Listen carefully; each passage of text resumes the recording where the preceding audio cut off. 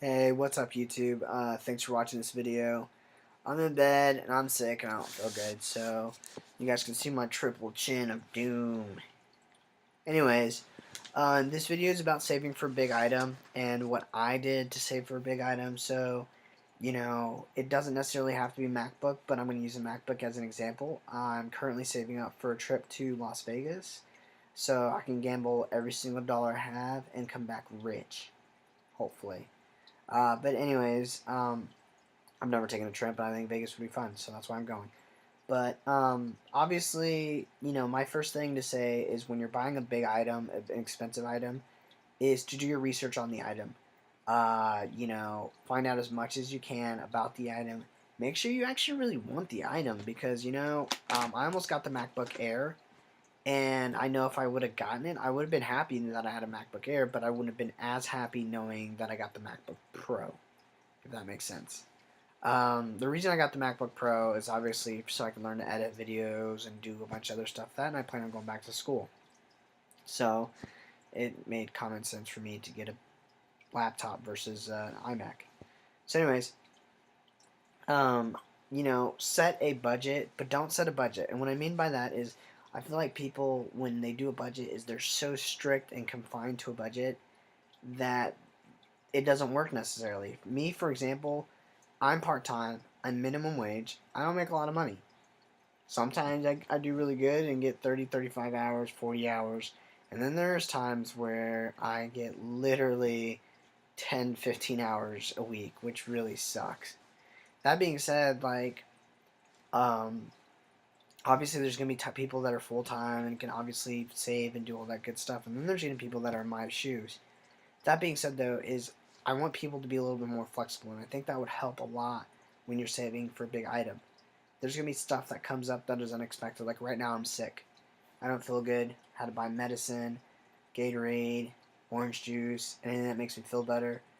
And that's kind of a big thing is the fact that you have to, not always be set, but make sure you're saving, but not always be so strict on saving because it's going to really deter you from getting the big item. And what I mean by that is, it took me 3 months or so, 4 months to get the MacBook, and I would have, quit on it if I was just so focused on the MacBook. I would put a certain amount of money away towards my MacBook. I knew it was going towards my MacBook, and then I'd put another set amount of money towards having fun, enjoying my work. So you got to enjoy it. You got to treat yourself. Yo, treat yourself. So that's what I would recommend is make sure that you have a budget, but you are flexible within your budget. That's what I would say to anybody trying to save up for something expensive. I know there's a lot of things that people do. Right now, I'm saving up for a trip to Vegas. Currently, I have $200 saved up, and I'm going to talk about that right now.